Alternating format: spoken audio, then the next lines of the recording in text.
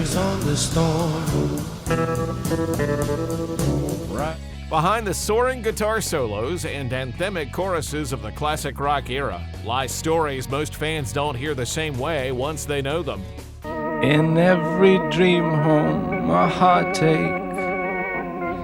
Today, we're digging into the cold cases, the psychological breakdowns, and the literal crimes that fueled some of the greatest tracks in history. 21st century schizoid man. Number 13, The Doors, Riders on the Storm, 1971. Riders on the storm. Right. Jim Morrison's Swan Song is often treated as a vibey, psychedelic road trip. In reality, it feels more like a grim self-portrait of a man drifting toward the edge. The killer on the road in the lyrics wasn't just a random image. It's widely understood as an allusion to Billy Cook, the hitchhiking spree killer who murdered an entire family. But the real darkness lies in the recording booth. This was the last song the four members of the Doors recorded together. If you listen closely to the final mix, you'll hear a faint, ghostly whisper echoing Jim's lead vocal. Killer on the road. His brain is squirming. That's Jim whispering the lyrics back to himself, adding one last eerie touch to the track. Within months of finishing it, Morrison was dead in Paris. For the remaining Doors, the sound of rain at the start of the song could only have hit differently after that.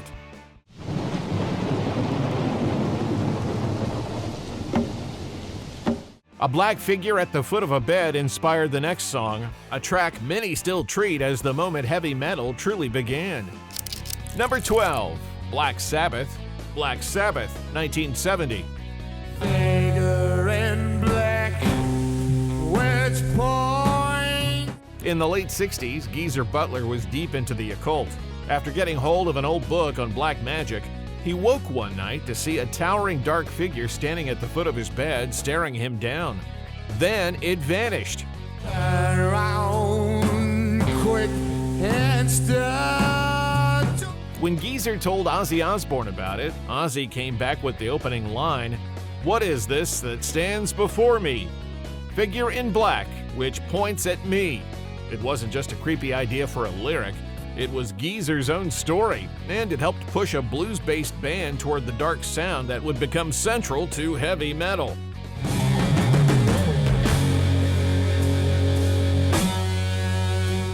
Most fans thought this next song was just a campy jab at a Hollywood legend. But for one family, it echoed allegations immortalized in a memoir that had already turned a glamorous public image into something much darker.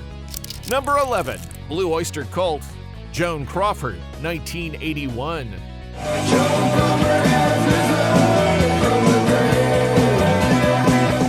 While this song features a campy spoken word section about Joan Crawford rising from the grave, the inspiration is far more grounded in trauma. It arrived a few years after Mommy Dearest, Christina Crawford's scathing memoir, which had already shattered the polished veneer of old Hollywood.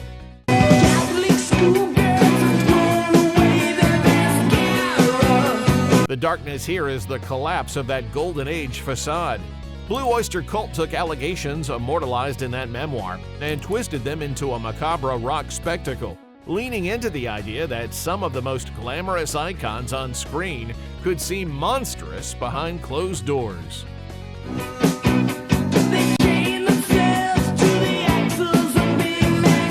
Next up, what starts as a sophisticated ode to a perfect partner ends with the chilling realization that the narrator is having a breakdown over a mail-order inflatable doll. Number 10, Roxy Music, In Every Dream Home a Heartache, 1973. In every dream home, a heartache.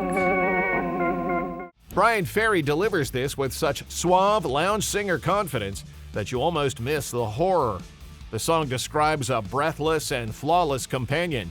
As the organ pulses and the mood thickens, the twist is revealed. He's talking about an inflatable doll.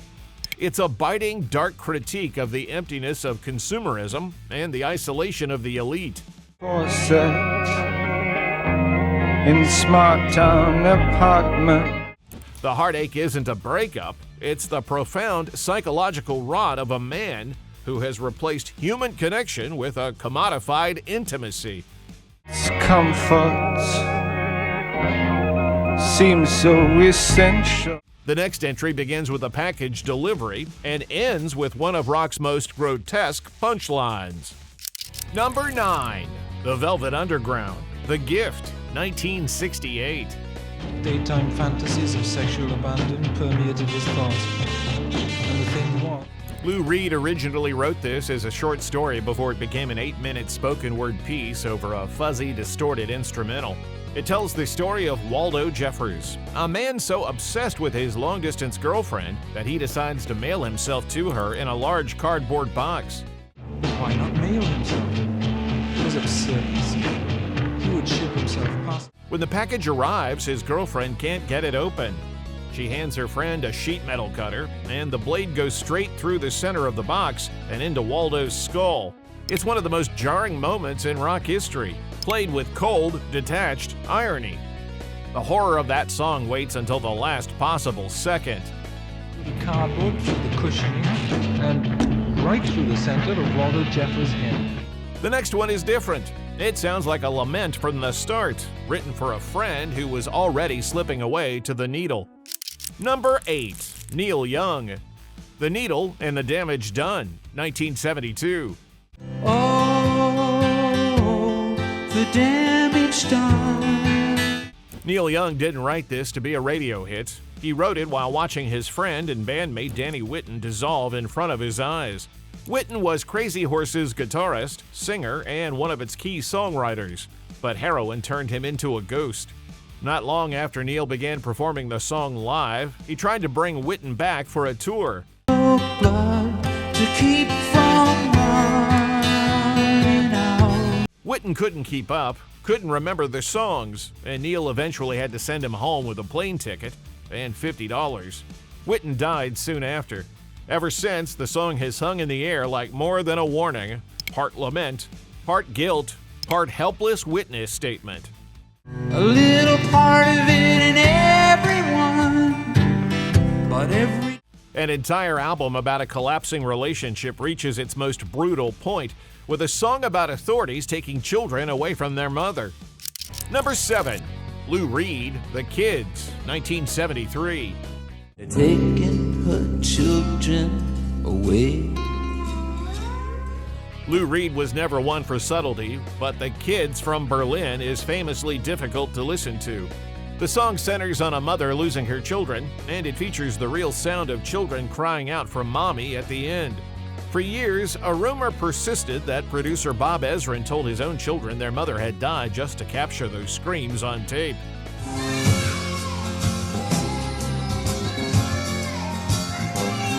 Ezrin later denied that version, saying they were simply upset and wanted to leave the studio.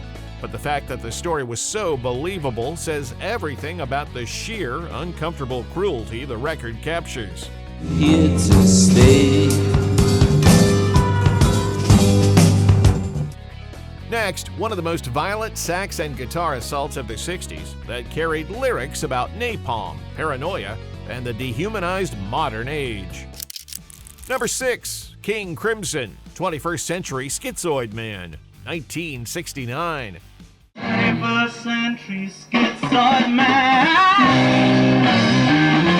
While the music sounds like a mechanical beast, the lyrics are a jagged reaction to the Vietnam War.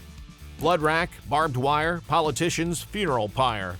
It's falling, children bleed.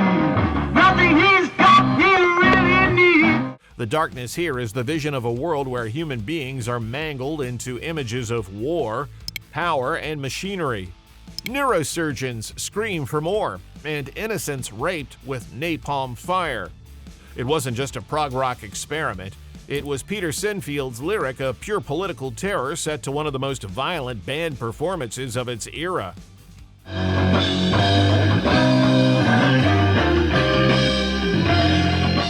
The man who gave us Rocket Man also recorded one of the bleakest songs of the 70s, a chilling portrait of a mass killer spiraling toward catastrophe.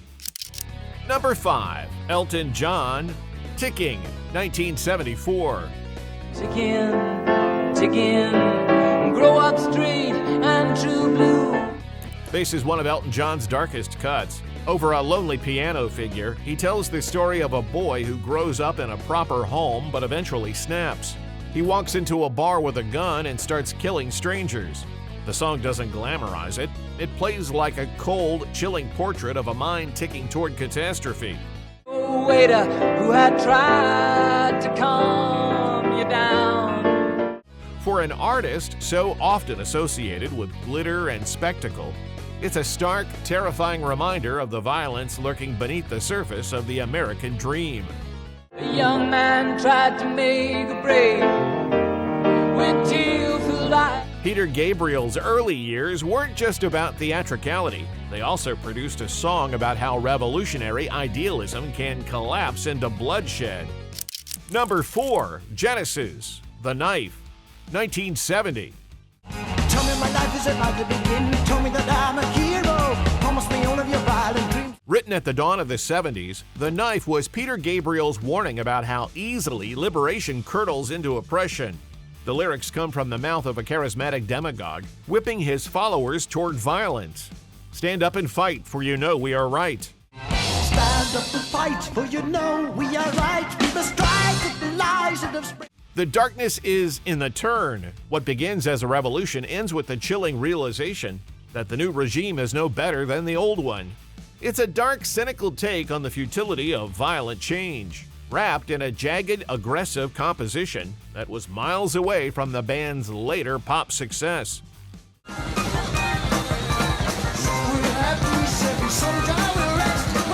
A blue-collar songwriter stripped away every trace of rock star glamour to inhabit the voice of a real-life spree killer. Number 3. Bruce Springsteen, Nebraska, 1982. From a town like in Nebraska. Recorded on a humble 4-track cassette deck in his bedroom, Nebraska tells one of the coldest stories of Springsteen's career. He inhabits the voice of Charles Starkweather, the 19-year-old killer who went on a murder spree across Nebraska and Wyoming in 1957 and 1958. Some people die from a town. The most haunting line comes when the narrator is asked why he did it. I guess there's just a meanness in this world. Bruce did try fuller versions with the E Street Band, but the solo recording captured the story best. I killed everything in my pain. This next track isn't just a song about a criminal. It's one of rock's most sinister performances, loosely built around the terror of a real-life serial killer. Number 2. The Rolling Stones, Midnight Rambler, 1969. Did you hear about the Midnight Rambler? Mick Jagger and Keith Richards wrote this while vacationing in Italy, but the subject matter was loosely drawn from the Boston Strangler, Albert DeSalvo. The song's structure is intentional. It speeds up and slows down like a predator stalking its prey. About the Midnight Gambler, the one you never seen before. Jagger's harmonica isn't bluesy. It's piercing and anxious. When the song hits its slow, grinding middle section, the whole performance starts to feel like the killer has stepped into the room. It remains one of the most menacing pieces of music ever recorded by a mainstream band, turning a real-life horror into what Keith Richards once called a blues opera.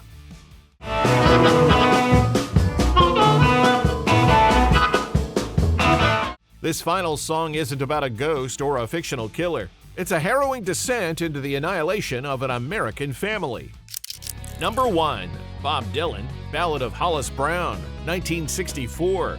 Hollis Brown, he lived on the outside of town. While Dylan is often praised for his protest songs, Ballad of Hollis Brown is a pure, unadulterated horror story. It follows a poor farmer in South Dakota who is pushed to the edge by extreme poverty. As his children cry from hunger and his horse dies, the darkness of his situation hardens into despair. You spent your last long dollar on a 7 shotgun shell. Dylan offered no escape hatch, no political remedy, and no comforting illusion. The narrative ends with Hollis Brown taking a shotgun and killing his 5 children, his wife, and then himself. The final verse, "There's 7 people dead on a South Dakota farm. Somewhere in the distance, there's 7 new people born," is one of the bleakest endings in music. It strips away the dignity of struggle and leaves only the cold, hard reality of despair. It is the ultimate dark story because it feels so terrifyingly possible. There's 7 people dead on a South Dakota farm. Which of these backstories gave you chills? Is there a dark classic I missed? Let me know in the comments.